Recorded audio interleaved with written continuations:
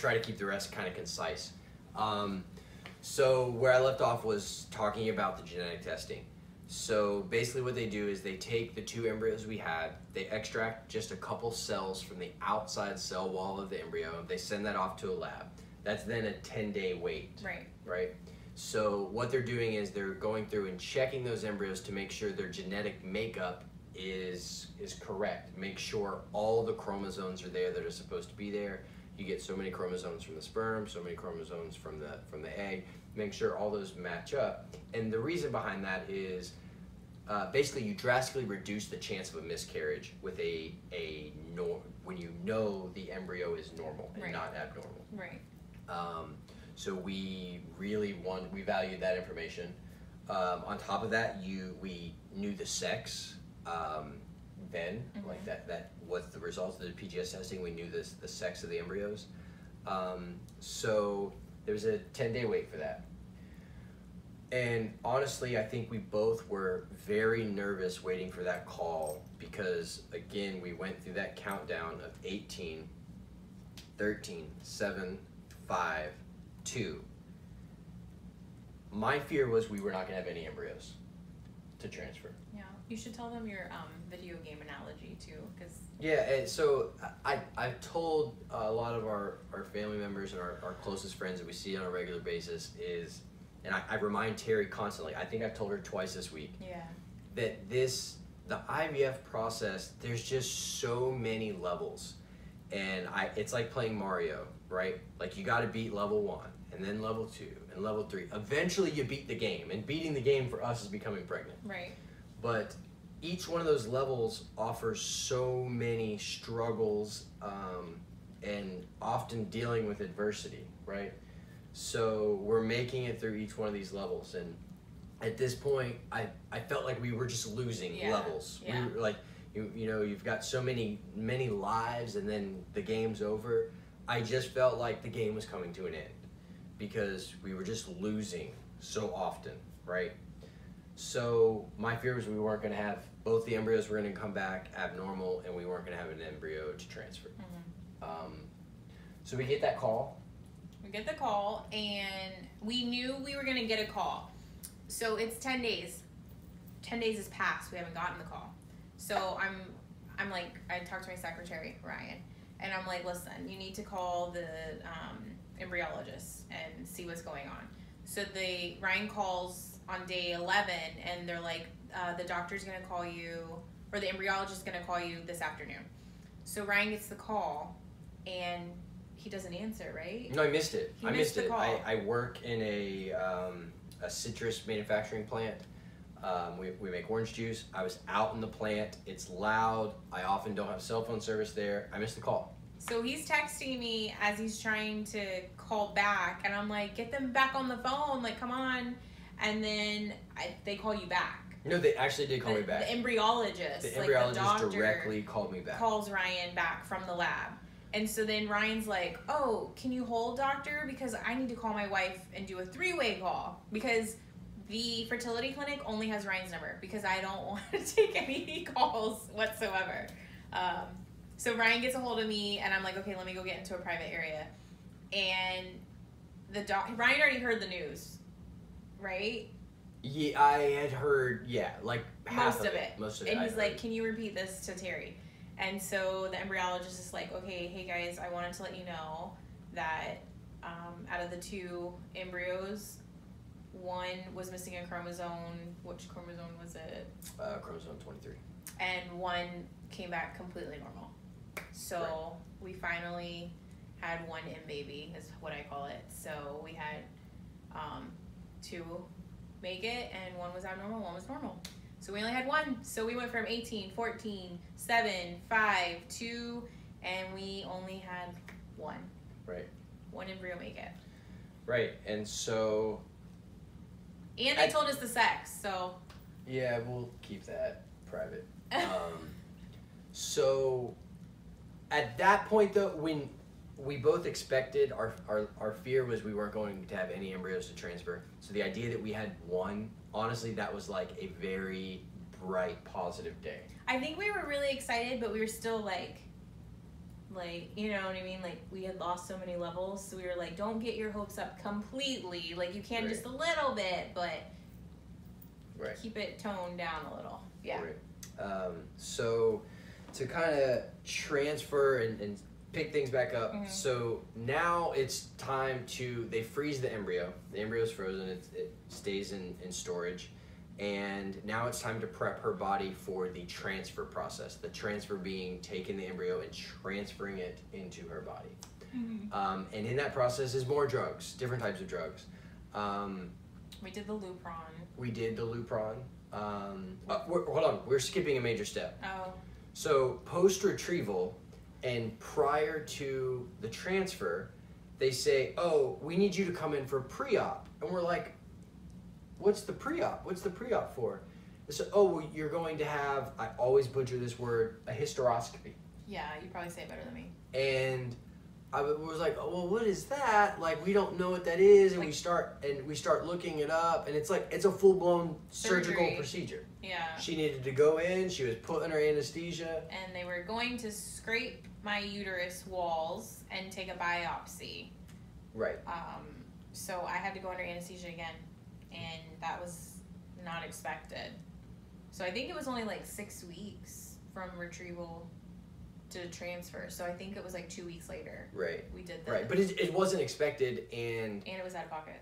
Right, and it was out of pocket. So it was an expense that, like, I thought I had all the budgeting figured out. We had this money here. We were making it work. And then that, like, jumped out of the bushes, and we were like, okay, I guess we have no choice. But apparently, every person that goes through IVF cycle goes through this procedure. So it wasn't abnormal, we just didn't know. So maybe it's just shame on us. So I go in, we do the surgery, they do the scrape of the uterus, and they brought out pictures. They'll probably be here somewhere. But basically my uterus was full of polyps. Right. Like the whole thing. So he got them all out and he sent it for a biopsy, which was another 2-week wait because we had to see if anything came back abnormal, which thankfully no problems. Everything was good. But he did diagnose me with endometriosis. But you really can't get that fully diagnosed until you do a laparoscopic surgery. But we finally have some kind of diagnosis now that we can start. Right, because all along we have been told we were unexplained infertility. And our insurance doesn't cover anything for that diagnosis. Right. So now they're treating her as a endometriosis patient, which changes things slightly. But so anyhow, leading up to the transfer, she's on 2 drugs. One drug is Lupron that I think we did in the morning and the evening. And then in the evening was a drug. The Lupron really wasn't no big deal, except it basically, Lupron puts her into, I don't know the full science behind this, but Lupron puts her into chemically induced menopause. Which is like suppressing my ovaries some way. Right. And it made her very hot. I'm still having hot flashes. Yeah. Very, very hot. So it was very cold. I like it cold. But like it'd be like 65 every night upstairs, and it was brutal. But she needed to stay he had cold. to suffer if I had to suffer. Right. So. So on top of the Lupron was another drug, and by far the worst drug is progesterone. And that is an oil-based drug. Sesame oil. Yeah, and it burns too. Like if you get it on your fingers, because we had like a syringe or needle break or something like that when I was drawing it up. And I got it just a little bit on my fingertips, my nails. Oh my gosh, I had to wash my hands right away. But the needle, you have to put it in your muscle, which is in the glue. Yeah, I think we got a picture of it. I'll put it up over there. But it is just extremely intimidating. I'm looking at the needle and I'm like, I cannot put this in my wife. And like, there's no way this is safe. To inject it into a muscle, not like fat tissue or just like a couple inches. No, like. No, I mean, it's a very large, long. And it's oil, so just imagine trying to inject oil, not like a saline or like a watered liquid base kind of thing.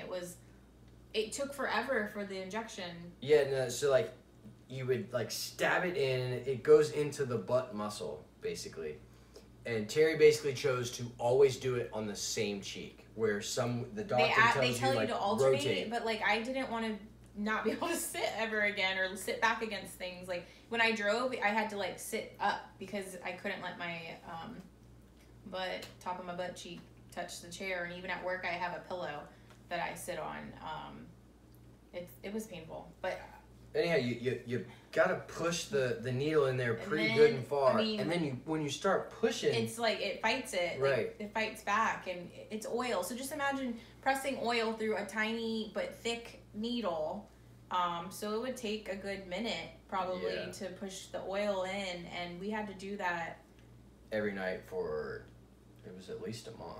I think so. It was just painful, so I had to sit on a heating pad at the highest temperature for about 25 minutes before, and then Ryan would hold the syringe in his hand to keep the oil warm, because the warmer the oil, the easier it would inject. Thins it out slightly. It's a little warmer. But anyhow, so we get through that. That's done. That's over. And now we're all the drugs are done. She's going in for appointments to kind of confirm if her body is ready for the transfer. We're checking on the lining. And the big thing there is they're checking the endometrium lining, so where they're going to implant the embryo or inject the embryo in. So we go in for our final appointment before the transfer. I'm trying not to skip anything. And Dr. Asante is like, I think you guys should do another retrieval, which threw us completely off because I forgot about that. Yeah, I thought we were going in and we were like, okay, tomorrow is going to be transfer day or whatever, so we're gonna be here at this time. And he sits down and he's like, I think you guys should do another retrieval. And we're like, what? And I don't think it's covered under the plan that we're doing. Like I think you have, I don't know, do you have to fail it and then try? I don't know how it went. But Ryan and I already had our mindset, we're doing the transfer with the one embryo that we have, because that's what we wanted to do. Yeah, no, and we made that decision together, and our doctor fully supported that decision. He just wanted to have a backup. Right, and I think his thought was that, and I think he was probably right, it puts a lot of pressure on us as a couple, Terry as the mother, to make this one embryo work. Because at this point, we have all this time, effort, a lot of finances wrapped into one embryo, and he felt that was too much pressure for us, and mainly Terry, obviously, because I only play so much of a role in the equation, but he felt it was too much pressure and we should do another retrieval. Right. And we decided not to. We wanted to do the transfer. So then he's like, all right, we did an ultrasound with him and he's going over the results with us, and he lets us know, when most people go through IVF, they want the lining to be a certain thickness, right, which is, I think, 8 and up. 8 to 10 millimeters. Yeah. So we're there. I think we're like at 9 or something. It was like 9.5, almost 10. So he's like, that was good. Perfect. We were fine. So we're thinking, we're great. Like, the one level that we needed to beat was have a thick lining, and we beat that level. So we're all happy, and then he pulls us into the office.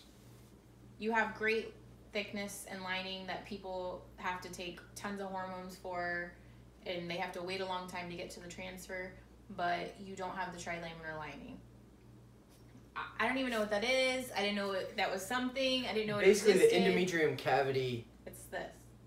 That way? Well, there's 3 lines. Right. Well, there's 3 lines. So on our doctor, we came into the office and he just had Google Images up, and he showed us like what the lining should look like, and you could clearly see like 3 cavities basically, and we're okay, but Terry only, and then he showed us Terry's, and he shows us like 100 ultrasounds because we've had so many done, and he's like, I've literally looked at every single ultrasound, guys, and I've never seen her have a trilaminar lining, but it's never been brought up because I don't know why. We didn't know it existed. Right, we didn't know it was a thing. So Ryan and I are just like, he's like, so there could be a chance that the embryo just won't stick because you don't have the 3rd line or the trilaminar lining.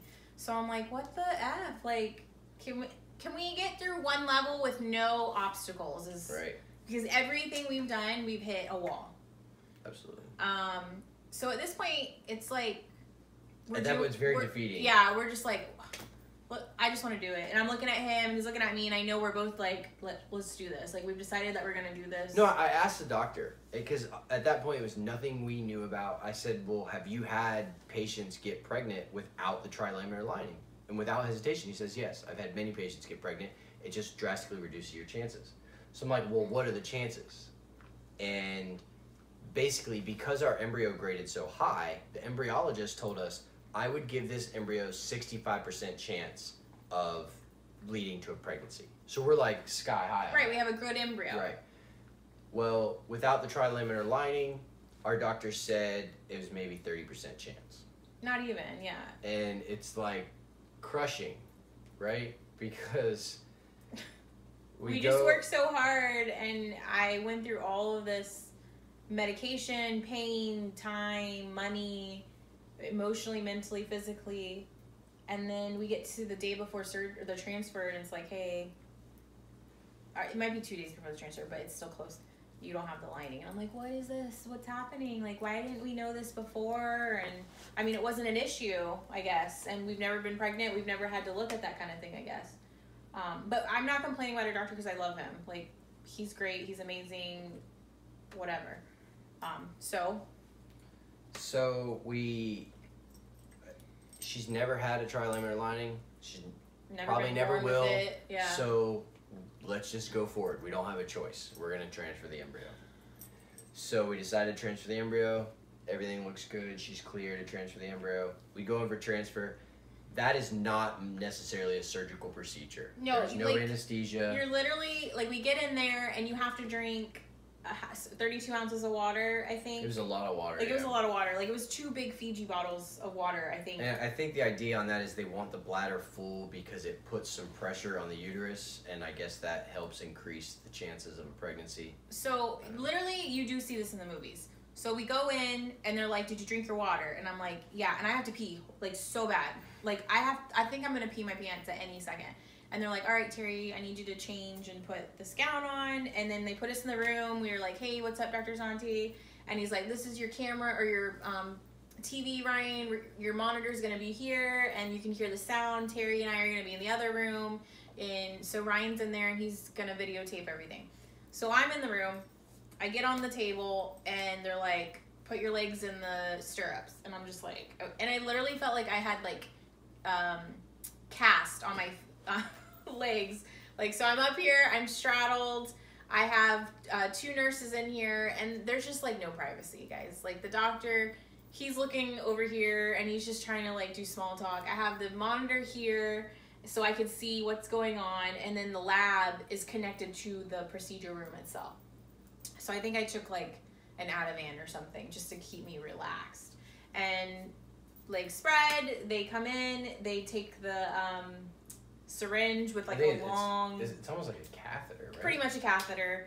And the embryologist comes in and gives him the embryo, and the camera's in there, and you can literally see him injecting the catheter, and you can see the embryo shoot through, and then Ryan's in the other room, which it sucks because I do wish he was in the room with me, but they don't allow that. But he's literally right next door. There's, like, a wall between us. Yeah, so I'm just in this, like, small office with a small desk and a computer, and then there's a monitor up on the wall, and all I couldn't see Terry. I could just see, like, an ultrasound of her uterus, and I could see the catheter go in, and then there's just, like, this spark almost, which was, like, surreal, because I'm like, I feel like I'm witnessing life. Right, I'm witnessing this embryo or this to-be baby being placed our future child, right, like, being made, or being implanted. Right. So I get implanted, Ryan gets to see it, I get to sit there for, like, 15 or 20 minutes, still have to pee horribly, though. Like, I'm, like, so happy, I'm kind of emotional, I'm sure he is, and then I don't even want to pee at this point, and they're like, it's safe to pee, and I'm like, are you sure it's safe to pee? Like, I feel like I'm going to pee the embryo out, like, at this point, because, like, I had, like, 32 ounces of water.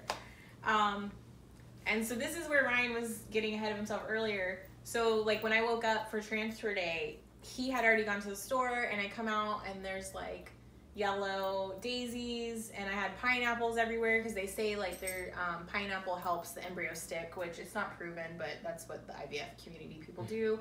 And if you didn't know, pineapples are the symbol for infertility, or IVF, I guess. So we have pineapples Kind of like the everywhere. unofficial mascot. Right. Of infertility. So if you want to give me presents, I love pineapples now. Anyways, so I wake up and Ryan has and I can't eat anything. So he's got the pineapples, and which means he's going to be cutting them for me and feeding them to me. But for pineapples, they have an ingredient called bromelain, I think is what it is. And that is what helps stick the embryo to the uterus walls. So Ryan's got me all these gifts, and he drives me there, and we put like pillows and blankets in the car just so like I can stay in the laying position, which you don't have to, but mentally we're gonna do it. And you have to eat something salty, and in the IVF community, people hear or read about eating a large order of salty French fries from McDonald's right after transfer because sodium's good for the embryos or implanting. And then we went to a Vietnamese restaurant right after, and we had a big bowl of pho because the other thing is warm food. Yeah, they want you to constantly higher body. They don't want you to have any ice cold drinks at all during the 2-week wait. So I'm officially poo-po, I guess. I don't even know the meaning completely, but I'm pregnant. To me, I'm pregnant. I have an embryo that Ryan and I made, and I'm pregnant, right? Right. So Ryan's spoiling me, and we got the French fries, and then we went and got the pho, and then we came home and Pho. whatever. I'm the Asian, but he knows better. So we go home and we lay down, and we're on bed rest for a couple days. And then you just wait. Which sucks. It's how many days? 2 weeks. So I think it was 11 days. So 11-day wait. They call it a 2-week wait. Right, a 2-week wait for the blood test. And the blood test basically goes in to see if the body has the trace of the HCG hormone to determine if the embryo implanted and then she's therefore pregnant. So a lot of people go back and forth on home testing, doing a home pregnancy test throughout that 2-week wait. And most people say anything before day 4 or 5 is you're wasting your time. You're not gonna have anything. So I think on day 5, she took her first at-home pregnancy test. I didn't know she was gonna do this. She wasn't feeling well. She stayed home from work, and she told me. She said I took the home pregnancy test, and I'm like, well, what was it? What did it say? And she said it was negative. I said okay. And still early, but I was like, it's still early, don't worry about it. Well, apparently she did the pregnancy test upstairs. And I was like, well, did you wait long enough or whatever? And maybe it just takes some time. And she's like, no, I might see something, but I don't think so. So I come home from work, and the first thing I say is, did you check the pregnancy test again? And she's like, no, it's upstairs. She's laying downstairs watching Netflix or something. And she's like, no, it's upstairs. And so I run upstairs. I want to see this pregnancy test. She said she might see something. So I get the pregnancy test, and I'm looking at the pregnancy test, and I'm like, babe, this is positive. There's no doubt in my mind. This isn't oh, it might be. This is a positive pregnancy test. And I'm on cloud 9. yeah. We both were. We were so incredibly excited. We've taken and spent tons of money on at-home pregnancy tests, never had anything close to a positive, and now in my hand, we're holding a positive pregnancy test. And it's some of the emotions started to come back of how that felt, but so we have a positive pregnancy test, we're all happy, and that weekend we went and we bought some baby things. Yeah, because we know the sex, so. Right, we knew the sex, so we knew exactly what we could go out to go buy. So we bought a bunch of stuff. And we've never been pregnant before, so we had a positive pregnancy test.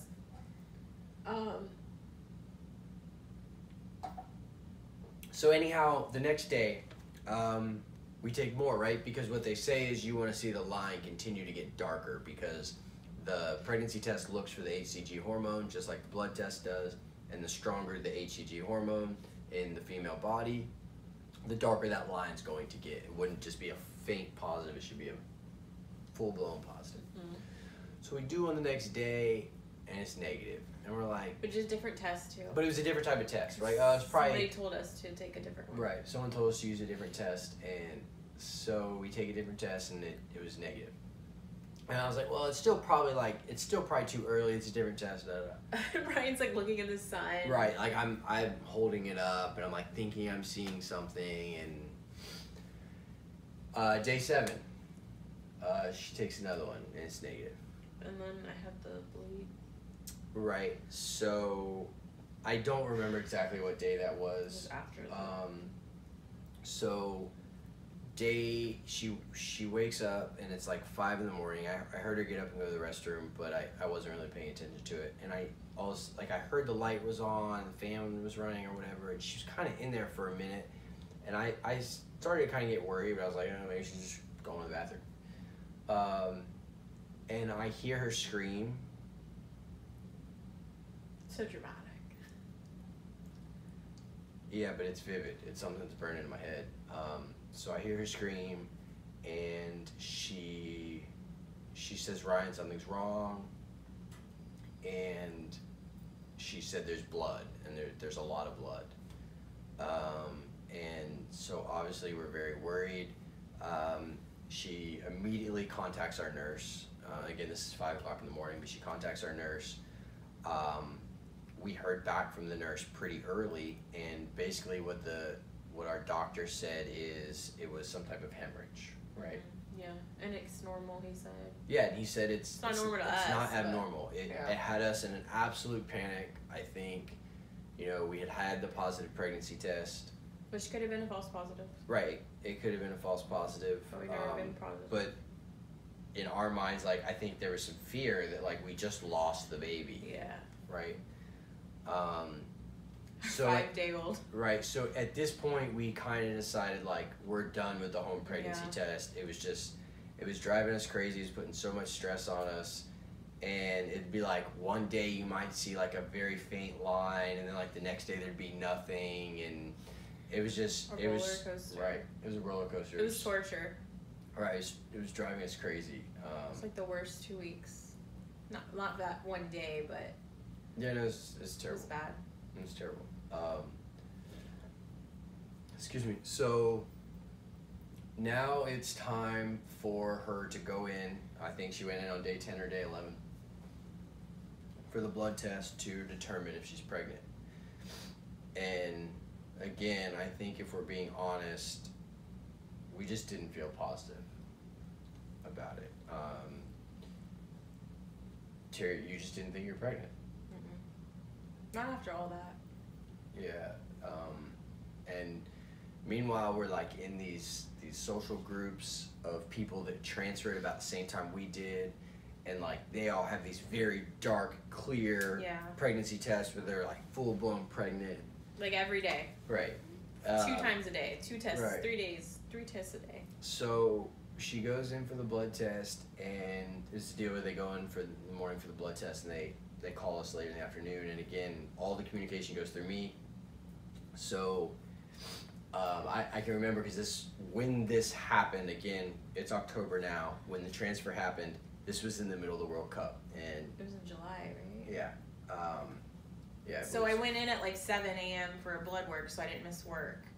Right. And I think we got the call about like 2:30. We got the call about 2:30. I remember I work for a Brazilian company, so soccer, football is a big deal. So the whole company is just basically watching the World Cup. Was it on a Friday? I think it was on Friday. It was a Friday. Yeah. And my phone rang, and I like ran away from the soccer game.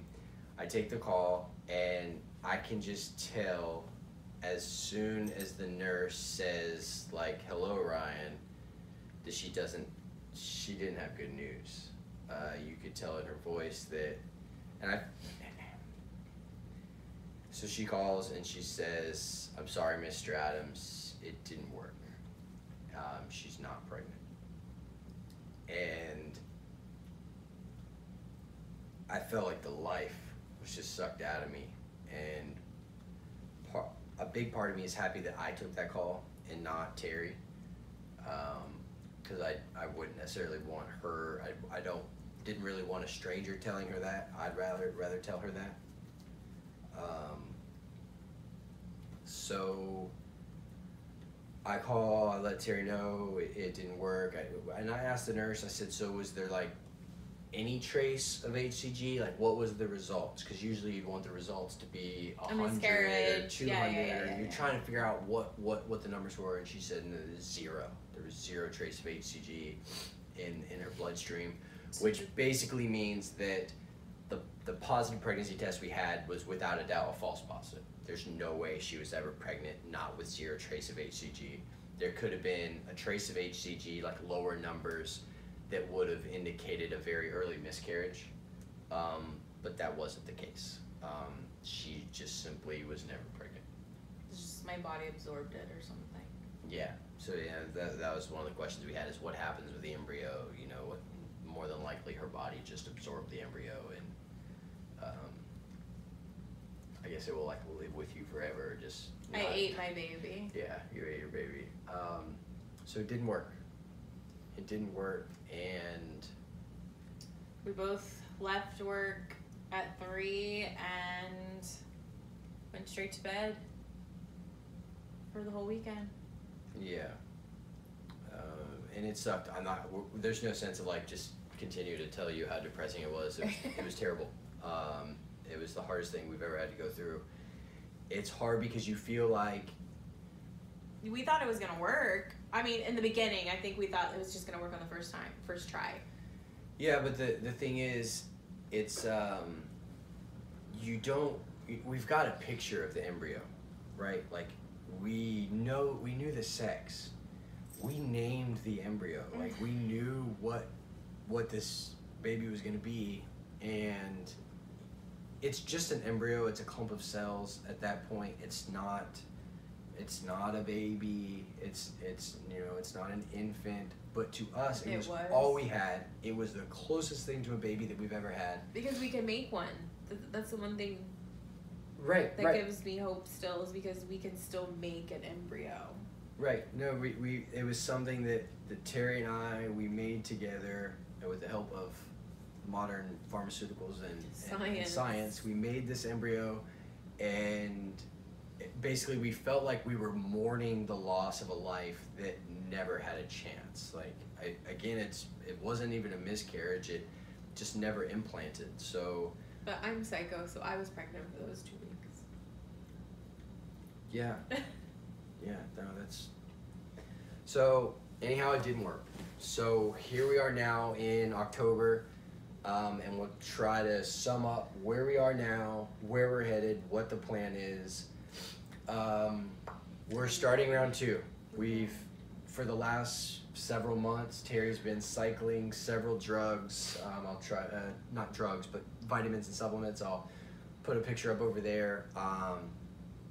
And trying to use some... As soon as it failed, I was already researching everything, just because I knew we had the second cycle already paid for. So I started taking CoQ10, myoinstatol, which is more so for like PCOS, but it's for like endometriosis kind of stuff. L-arginine is the other one, and then just prenatal vitamin, which I was already doing. But it comes to the conclusion of like egg quality too, which, I mean, we still had good eggs, but we only had 1. So quality and quantity we just don't have, I guess. No, our quantity was fine. It just, the quality wasn't that great. You know, we had enough eggs. The quality just wasn't where you would want it to be. So I've been taking supplements now for like 3 months. So we're hoping, and that it usually takes 3 months for supplements to like get kicking in your system.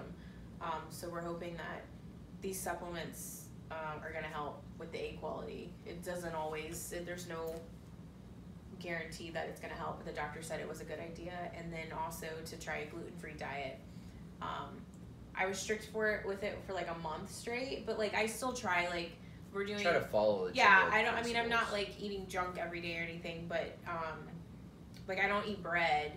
And like if we do taco night, there's gluten-free tortillas that I buy. Corn tortillas are gluten-free. And then if we do peanut butter, we have the gluten-free peanut butter. And tonight, like we're doing veggie spaghetti, so there's no pasta involved, but the sauce is gluten-free. So like pretty much anything and everything I try. We're giving our best shot. Yeah. You know it. Supplements, gluten-free diet. With all this is with hopes to help improve egg quality. Yeah. So we, I mean, I'm not trying to skip anything, but we had that appointment with the doctor after the transfer failed, which we were like really depressed for like a good month. And then we just weren't looking forward to that appointment. And we went, and it was like our best appointment we've ever had. I feel like with the doctor was it was just an amazing appointment. Extremely positive, and like our mind was kind of in the gutter, and he helped kind of like lift us out of that dark place and convince us that we will, you know, we will be parents. Terry will become pregnant. And if I'm not, me too. Like we're gonna have a baby. Right. If it's not for me, but we'll have a baby. So anyhow, right now we're prepping for round 2. She's been going to recent appointments, doing blood work, a couple ultrasounds, and the hope is she has an appointment Monday morning.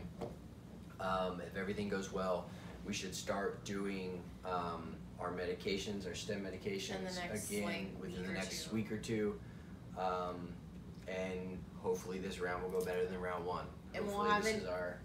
Yeah, this is it. This it happens. But we're gonna do the egg retrieval in 2018, which will be soon, in the month or two, the next month, obviously.